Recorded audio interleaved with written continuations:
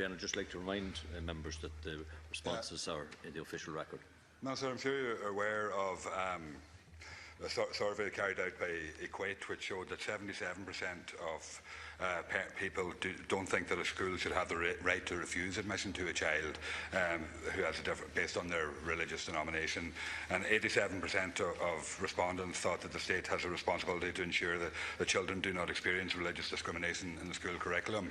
Now, it seems to me, and maybe you could expand a wee bit on how the legislation you're bringing in on schools admission could actually resolve those conflicts and those rights. Okay, it's okay to cover long waiting lists or whatever as not being allowed to be a policy of discrimination, but this is a fundamental policy here where children are potentially being discriminated against based on their religious rights. So I'd be interested if you could just expand a wee bit on how those rights can be resolved in this legislation that you're talking about without actually looking at the Equal Status Act itself. Minister, final reply, 1 minute. No, the legislation, I mean, general legislation will provide that schools cannot refuse admission to a child on grounds of their religious belief. However, if a school is oversubscribed, that's where the issue, where if there are too many children, the present legislation allows a school to choose the child of their denomination as against a child who is not.